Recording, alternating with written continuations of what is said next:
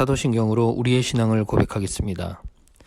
전능하사 천지를 만드신 하나님 아버지를 내가 믿사오며 그 외아들 우리 주 예수 그리스도를 믿사오니 이는 성령으로 잉태하사 동정녀 마리아에게 나시고 본디오 빌라도에게 고난을 받으사 십자가에 못 박혀 죽으시고 장사한 지 사흘 만에 죽은 자 가운데서 다시 살아나시며 하늘에 오르사 전능하신 하나님 우편에 앉아 계시다가 저리로서 산 자와 죽은 자를 심판하러 오시리라. 성령을 믿사오며 거룩한 공회와 성도가 서로 교통하는 것과 죄를 사하여 주시는 것과 몸이 다시 사는 것과 영원히 사는 것을 믿사옵나이다. 아멘.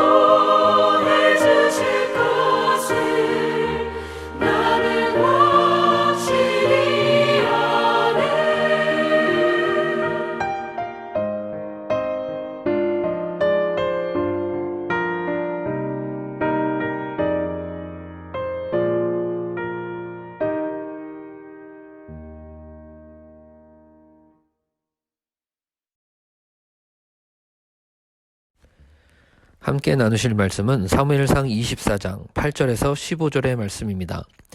제가 봉독하겠습니다.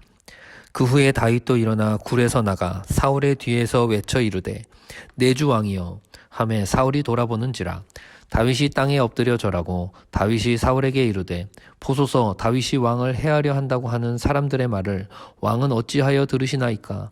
오늘 여호와께서 굴에서 왕을 내 손에 넘기신 것을 왕이 아셨을 것이니이다.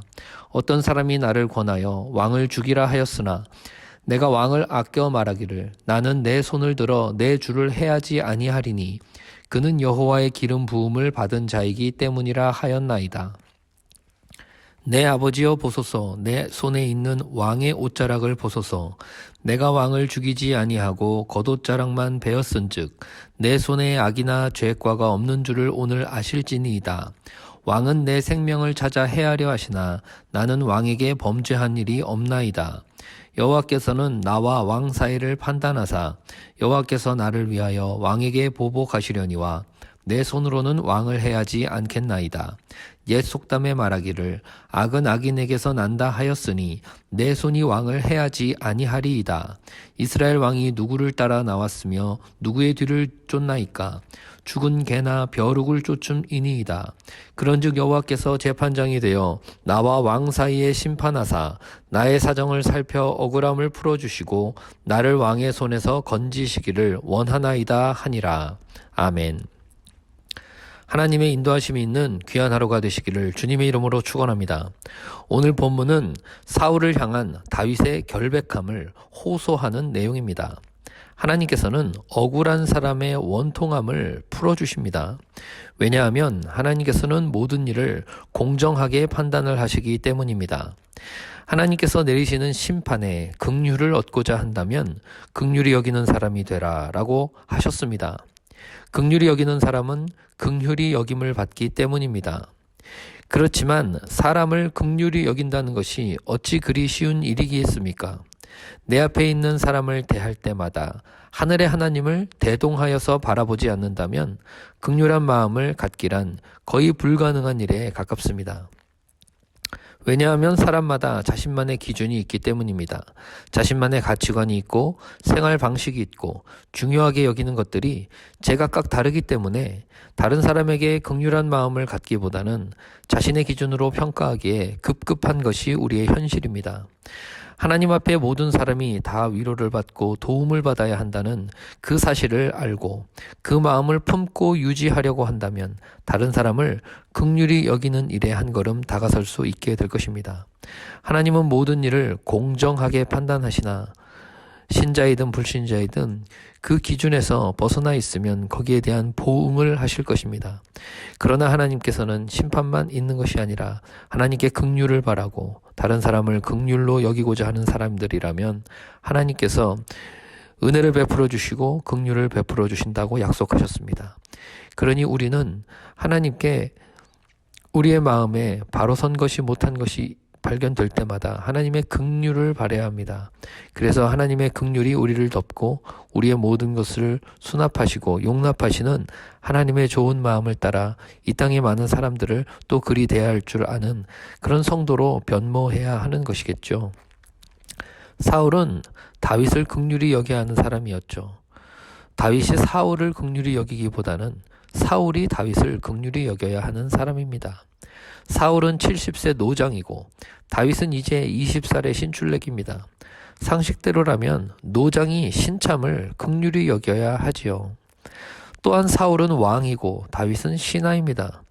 윗사람이 아랫사람을 긍휼히 여기는 것이 자연의 이치이고 또 그것이 자연스럽습니다. 물도 위에서 아래로 흐르고 사랑도 내리사랑이라고 했습니다. 언뜻 봐도 사울은 다윗을 긍휼히 여겨야 하는 사람이고 충분히 그럴 수도 있는 위치에 있고 능력도 다 있었습니다. 다만 그렇게 하지 않았죠. 11절에 보니까 내 아버지여 보소서.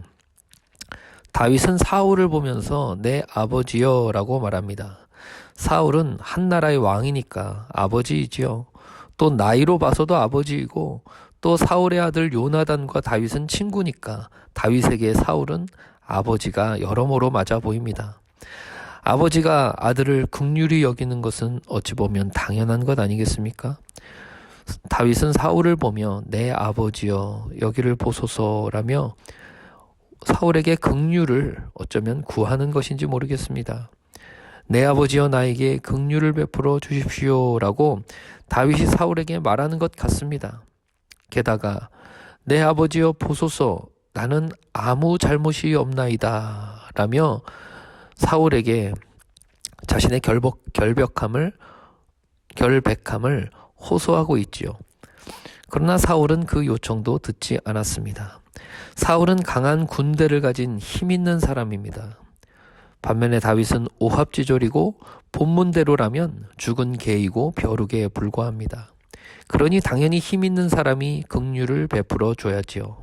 그럼에도 불구하고 사울은 긍휼은커녕 묻지마 추격전으로 다윗을 계속 위협하고 못살게 굴고 있습니다. 그 이유야 여러 가지 개인적인 이유도 있을 테고 여러 가지 정치적인 이유, 경제적인 이유 또 사울의 어떤 형편이 분명히 있겠지요. 그 이유야 어떠할지라도 어쨌든 사울은 참 멋없는 사람이지요. 반면에 다윗은 이제 20살 20대 청년입니다. 뭘 알겠습니까? 무슨 연륜이 있고 어떤 기술이 있고 노하우가 있었다고 보긴 어렵죠. 또한 무슨 인생의 지혜가 그렇게 많이 있었겠습니까? 사울과 다윗을 비교해보면 여러모로 사울은 월등합니다. 다윗보다 많이 알고 연륜이 있고 기술이 있고 노하우도 있죠. 게다가 인생의 지혜도 있었을 것입니다. 그러니 당연히 사울은 다윗을 사랑해주고 또 긍휼을 베풀어야 하는 사람이었죠. 그럼에도 불구하고 다윗은 그렇게 약한 자이면서도 극도로 강한 자신 앞에 있는 사울을 오히려 긍휼히 여기고 있습니다. 그것은 다윗이 힘으로 자신의 어떠함으로 그 사울에게 덤벼들거나 사울을 제거하려고 하지 않고 오히려 사울보다 더 강한 분에게 자신의 억울함을 호소한 것만으로도 사울을 긍휼히 여긴 것이죠. 다윗이 사울을 죽일 수 있었습니다. 그러나 죽이지 않은 것이 다만 다윗이 착한 사람이거나 다만 다윗이 하나님을 의식해 하는 그 이유 때문만은 아닐 것입니다. 다윗도 생각하기에 사울을 죽인다라면 그 후과를 감당해야 되겠지요. 그 후과란 하나님의 기름 부음을 받은 왕을 죽인 사람으로서 이스라엘의 왕 자리는 이제 다윗의 쿠데타로 찬탈한 것이 될 것입니다. 만약에 다윗이 사울을 죽인다면 하나님께서 선택한 왕으로서 불합격이 되겠지요. 또 민심도 결국은 잃어버리게 될 것입니다. 다윗의 신앙 양심 또한 굉장한 고통을 받게 될 것입니다. 이 모든 것을 생각해 보았을 때 가장 좋은 방법은 사울보다 더 큰 권세를 가진 분에게 본인의 억울함을 호소하는 겁니다. 하나님께서도 그렇게 자신들의 백성들에게 가르치셨습니다. 원수가 있거든 너가 갚지 말고 하나님께 그 원통함과 억울함을 호소하여서 하나님이 갚으시게 하라. 다윗이 그랬습니다. 12절에 여호와께서는 나와 왕 사이를 판단하사. 15절에도 그런즉 여호와께서 재판장이 되어 나와 왕 사이에 심판하사 나의 사정을 살펴 억울함을 풀어주시고. 지금 나에게 있는 고통을 없애버린다고 해서 인생이 끝나는 것이 아닙니다. 그 다음을 또 살아내야 하는 것입니다. 감기가 나으면 위장병을 견뎌야 하고 위장병을 해결하면 몸살에 걸리듯이 사울을 해결하면 밧세바가 오고 밧세바를 짊어지고 나면 압살롬이 오는 것이지요. 사울도 마찬가지입니다. 한 나라의 왕이 되어 얼마나 피곤한 일이 많았겠습니까? 블레셋과의 평생에 걸친 전투는 사울을 지치게 했고 이제 인생 말년이 되어 만나게 된 다윗은 질투가 날 정도로 하나님의 은총을 받는 사람이었습니다. 사울 본인에게 있었던 하나님의 영은 떠나가셨는데 다윗에게 임한 하나님의 충만한 영을 보니 사울은 견딜 수가 없는 것이죠. 사울이라고 편할 날이 있었겠습니까? 사울이라고 사울의 삶이 그렇게 쉬웠겠습니까? 이 세상의 모든 사람은 그 잘잘못을 따지기 이전에 모두가 다 불쌍합니다. 아무런 소망도 없고 인생의 의미도 찾기가 어렵습니다. 하나님의 은혜가 머물 때는 뭔가 대단한 것 같지만 은혜가 거두어지고 나면 그냥 별 볼 일 없어지는 것입니다. 사람은 자신의 마음 가는 대로 할 수 있는 자유를 가졌습니다. 본인이 원하면 무엇이든 자신의 조건과 인생 속에서 시간과 기회를 가지고 얼마든지 무엇이든 행할 수 있는 자유가 사람에게 있습니다. 그럼에도 불구하고 그 자유를 가지고 부지런하고 성실히 살아갈 수는 있지만 행복을 만들어낼 수가 없습니다. 사람이 가진 그 자유를 가지고 착하게 살아갈 수는 있지만 차고 넘치는 만족을 만들어낼 수가 없는 것입니다. 사람은 자유를 가지고 옳은 일과 바른 생각을 위해 살아갈 수는 있지만 보람 있는 인생을 스스로가 만들어낼 수는 없는 것입니다. 그렇기 때문에 사람에게는 하나님의 긍휼이 필요합니다. 사람의 형편이라는 것이 다 거기이기 때문입니다. 굉장할 것 같아서 이것저것 해볼 수는 있지만 지나고 나면 별것 아닌 것들로 채워져 있는 것이 사람의 형편인 것을 발견하게 됩니다. 사울은 자기 인생의 무게를 견디다 못해 이리저리 치이다가 밀려다니다가 다윗을 추격하는 자리에까지 와 있습니다. 대단한 왕이었지만 사는 것이 험난하기는 매한가지인 것이죠. 다윗 또한 자신에게 내려진 기름 부음에 합당한 사람으로 빚어지기 위해서 이리저리 치이며 밀려다니고 있습니다. 다윗은 장차 대단한 왕이 될 것이지만 지금 당장의 현실은 그렇게 치이고 밀려다니는 현실인 것이죠. 하나님께서는 재판장이십니다. 사울도 다윗도 다른 모든 성도들도 하나님께서 공정하게 판단하실 것입니다. 어떤 사람이 하나님의 공정한 재판을 견뎌낼 수 있겠습니까? 하나님이 생각하시는 옳은 자리에 설 수 있는 사람이 몇 명이나 있겠습니까? 그럼에도 불구하고 하나님께서는 긍휼하심이 있다고 하셨습니다. 은혜와 긍휼을 구하는 사람에게 그간 모든 일을 덮어주시는 위대한 하나님이 우리에게 있다고 하셨습니다. 본인이 의롭다 생각하는 사람은 긍휼을 바라지 않고 법대로 하라고 하겠지만 하나님 앞에 고개를 들 수 없는 사람이라면 법대로 하지 말고 제발 긍휼을 내려달라고 간절히 바라게 될 것입니다. 하나님을 의지하며 모든 판단을 하나님께 미루고 본인의 억울함과 원통함을 풀어주시기를 간청하는 사람에게 하나님께서는 긍휼을 베풀어 주신다고 하셨습니다. 하나님의 긍휼을 바라며 기다린다는 것은 결코 쉬운 일이 아닙니다. 현실은 현실이고 바램은 바램이기 때문입니다. 다윗이 사울을 죽이지 않은 것은 잘한 것이지만 그렇다고 현실이 달라지지는 않았습니다. 그럼에도 불구하고 다윗은 결국 왕이 되었습니다. 성도는 세상에서 보면 오늘 다윗과 같이 도망자 같아 보이고 아무 권세도 없이 별 볼 일 없어 보이는 것 같지만 하나님 앞에는 왕이 될 사람들입니다.